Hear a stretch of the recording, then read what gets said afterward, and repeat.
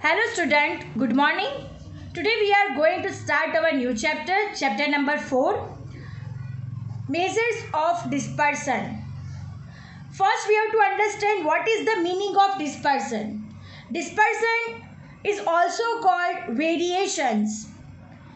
It means that data जब बहुत ज़्यादा स्कैटर्ड होता है यानी स्प्रेड होता है तब उसका एस्टिमेट करने का बेस्ट मेथड डिस्पर्सन को कहा जाता है.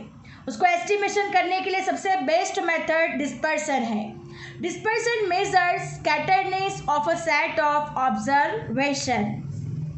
We have studied classification, tabulation and the measures of central tendency of the collected data in the preceding 3 chapters.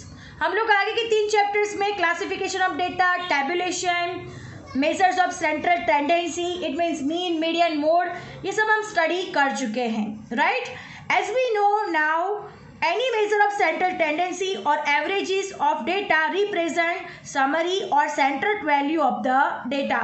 हमें पता है कि कोई भी एवरेज फाइंड करने से हमें क्या पता चल जाता है, समरी उसकी पता चल जाती है और central value of the data पता चलता है.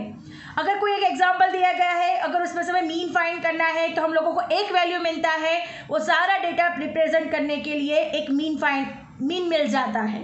अंडरस्टैंड, यानी वो एक वैल्यू पूरे डेटा को प्रेजेंट करता है. It may happen that some observation of the data are very near to the central value whereas some are very far. So it is useful to know how the observation are scattered from the central values of the population. यानी observation central value से कितने दूर है ये जानना population में बहुत ही useful है. दो measures of central tendency are very useful in statistical analysis. Only these measures are not sufficient. Let us understand it by one illustration. Now look at here student, taking one example. Here 2 companies are given, X Limited and Y Limited. X Limited का 3 years का हमें profit दिया गया है और Y Limited का भी हमें 3 years का प्रॉफिट दिया गया है. X Limited को पहले स्टडी करते हैं. X Limited का फर्स्ट ईयर का प्रॉफिट है 50 लाख, सेकेंड ईयर का लॉस है. जब भी कोई डिजिट माइनस में होती है तो वो क्या हो जाता है, लॉस. यानी -50, ये क्या हो गया हमारा loss, -50 lakh loss. Third year का 30 लाख प्रॉफिट है. टोटल हम इसका करेंगे तो कितना हो जाएगा, 50-50 कैंसिल हो जाएगा, प्लस और माइनस, तो क्या बचेगा 30. तो 30 लाख प्रॉफिट, ये 3 ईयर का 30 लाख प्रॉफिट होगा. अब हम वाई लिमिटेड की स्टडी करते हैं. फर्स्ट ईयर का प्रॉफिट है 10 लाख, सेकेंड ईयर का प्रॉफिट है 9 लाख, थर्ड ईयर का प्रॉफिट है 11 लाख.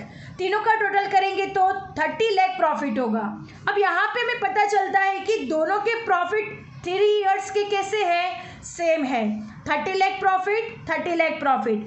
अब हम एज ए इन्वेस्टर अगर हमें इन दोनों कंपनी में से किसी भी एक कंपनी में अगर हमें इन्वेस्टमेंट करना हो तो हम कौन सी कंपनी में करेंगे, तो हमें कैसे पता चलेगा कि कौन सी कंपनी बेस्ट है, राइट. क्योंकि दोनों का after 3 years total of the profit 30 lakh है, तो हम लोग को कैसे डिसाइड कर पाएंगे कि दोनों में से कौन सी कंपनी बेस्ट है.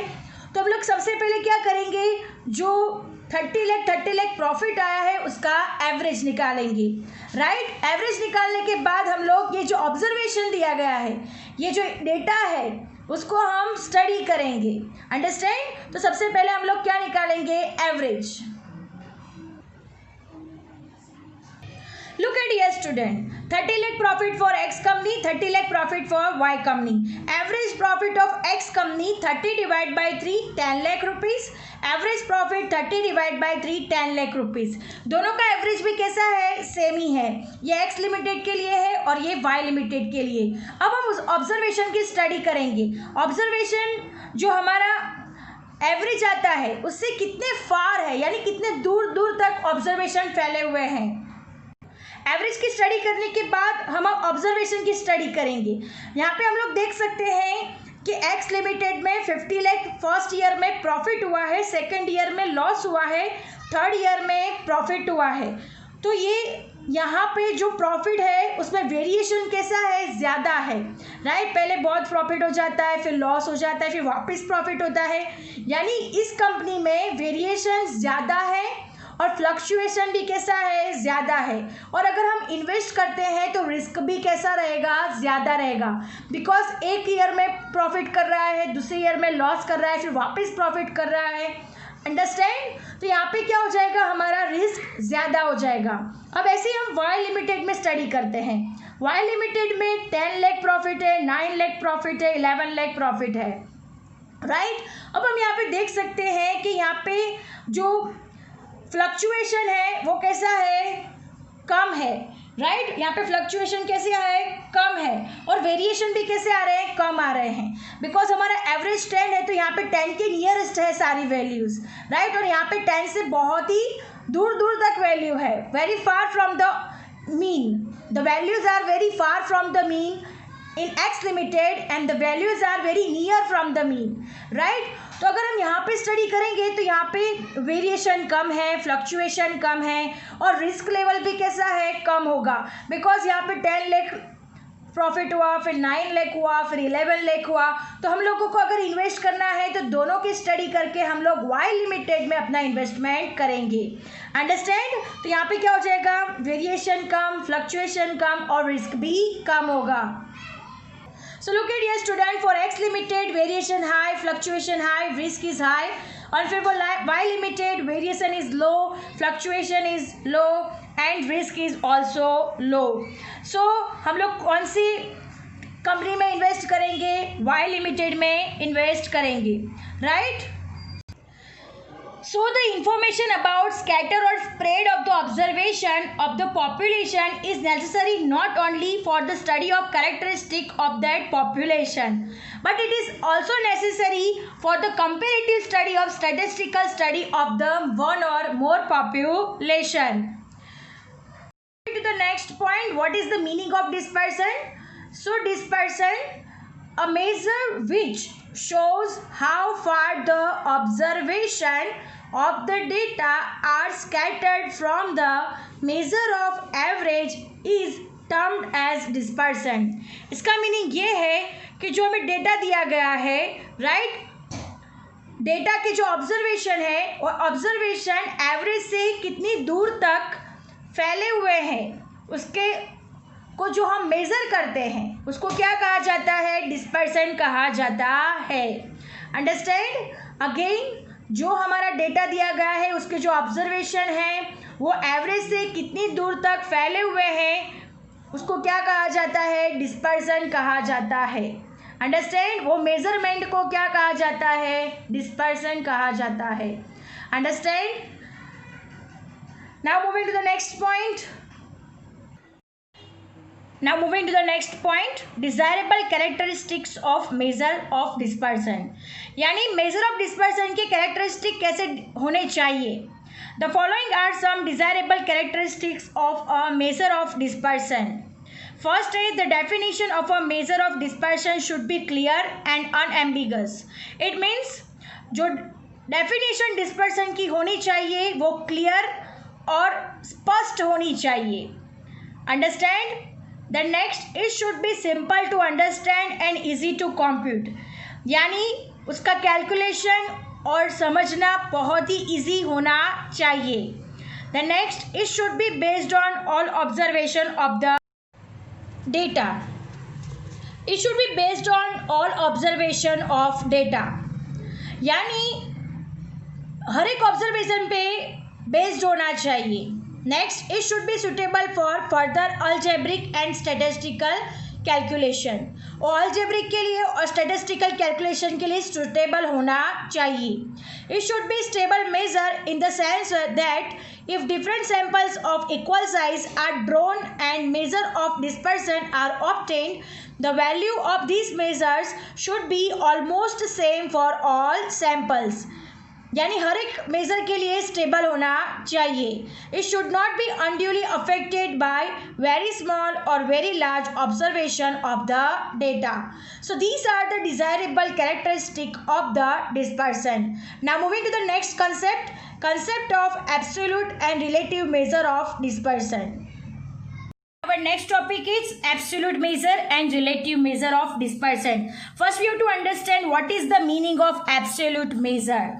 A measure of dispersion which is expressed in the same units in which the observation of the data are expressed is called absolute measure of dispersion. For example, if the original data are in kilogram and absolute measure will be also in kilogram. यानी absolute major में क्या होता है, unit को उसी unit में express किया जाता है. अगर हमारा डेटा केजी में है तो हमारा जो यूनिट होगा वो भी किस में एक्सप्रेस किया जाएगा, केजी में ही उसको एक्सप्रेस किया जाएगा. तो उसको क्या कहा जाएगा, absolute measure. And absolute measure is not useful for the comparison purpose for variability of two और more sets of the data having different units of the measurement. Understand. Absolute measure को comparison के लिए purpose के लिए use नहीं किया जाता. Understand. For the measurement उसके लिए क्या यूज होता है, relative major. A major of dispersion which is free from the unit of measurement is called relative measure of dispersion. The variability of two or more sets of data having different units of measurement can be compared only by relative measure of dispersion. Data को comparison करने का हो तब relative major का use होता है. Absolute major में क्या होता है, जो डेटा जिस यूनिट में होता है उसी यूनिट में एक्सप्रेस होता है. यहाँ पे कोई कंपैरिजन होती नहीं है. बट रिलेटिव मेजर में क्या होता है, डेटा को अगर कंपैरिजन करना हो तब रिलेटिव मेजर का यूज होता है. So our next topic is measures of dispersion. First range, second quartile deviation, third mean deviation, fourth standard deviation. So students, हम लोग एक एक करके मेजर ऑफ डिस्पर्सन सीखेंगे. सबसे पहले हम लोग रेंज के बारे में सीखेंगे, उसी के सम्स काउंट करेंगे, उसी के रिलेटेड एक्सरसाइज भी करेंगे. उसके बाद हम क्वार्टाइल डेविएशन सीखेंगे, then mean deviation and last में स्टैंडर्ड डेविएशन सीखेंगे. अंडरस्टैंड. तो सबसे पहले हमारा क्या है टॉपिक, रेंज. तो सबसे पहले तो हम लोग रेंज का मीनिंग समझेंगे. What is the meaning of range? The difference between the highest and the lowest observation of the data is called the range and it is denoted by the symbol R. Highest minus lowest data is equal to क्या कहा जाता है, range कहा जाता है. Now हम अब range का फॉर्मूलाज देखेंगे. रेंज का फॉर्मूलाज एब्सोल्यूट मेजर में कौन सा लगता है और रिलेटिव मेजर में कौन सा लगता है वो अब हम देखेंगे. For ungrouped data, range is equal to XH minus XL. It means where XH is equal to highest value of the observation, XL is equal to lowest value of the observation. Understand? ये कहाँ पे use होगा, ungrouped data. और ये formula absolute major में first use होगा. यानी range जब भी हम फाइंड करेंगे तो वो क्या होगा, एब्सोल्यूट मेजर में हम लोग फाइंड करेंगे. Understand. Now what is the formula for group data? Now group data two types के होते हैं, discrete frequency distribution and continuous frequency distribution. In discrete frequency distribution, which formula we have to use? R is equal to XH minus XL. XH is equal to highest value of variable. XL is equal to lowest value of variable. This formula is for discrete frequency distribution. Now next, what is the formula for continuous frequency distribution? For continuous frequency distribution, range is equal to XH minus XL. XH is equal to upper limit of the last class. XL is equal to lower limit of the first class. Understand? Highest minus lowest यहाँ पे करना है, upper limit of the last class लिखना है, उसमें से Excel मतलब lower limit of the first class को क्या करना है, माइनस करना है. इस तरह से हमें अनग्रुप डेटा में रेंज मिलेगा, देन डिस्क्रीट फ्रीक्वेंसी डिस्ट्रीब्यूशन और continuous frequency distribution. Ungroup data और ग्रुप डेटा के लिए फॉर्मूला हम लोग देख चुके हैं. ये सारे फॉर्मूलाज जो हमने अभी देखे वो एब्सोल्यूट मेजर में यूज होते हैं. अब हम रिलेटिव मेजर में कौन सा फॉर्मूला फॉर रेंज यूज होता है अब हम वो लोग देखेंगे कि रिलेटिव मेजर में कोएफिशिएंट ऑफ रेंज कहा जाता है, जबकि एब्सोल्यूट मेजर में सिर्फ रेंज कहा जाता है. जब हम रिलेटिव मेजर फाइंड करेंगे तो रिलेटिव मेजर में relative range it is called coefficient of range भी कहा जाता है. Now relative measure of dispersion में सबसे पहले हम लोग रेंज के बारे में सीख रहे हैं। तो range is equal to coefficient of range is equal to XH minus XL divide by XH plus XL is equal to R divide by XH plus XL। So this is the formula for coefficient of range. उसको क्या कहा जाता है, relative measures में उसका use होता है। Relative measures of dispersion में रेंज का फॉर्मूला है coefficient of range is equal to XH minus XL divide by XH plus XL is equal to R divide by XH plus XL। So our lecture is over here. I hope you understand it very well. So thank you students.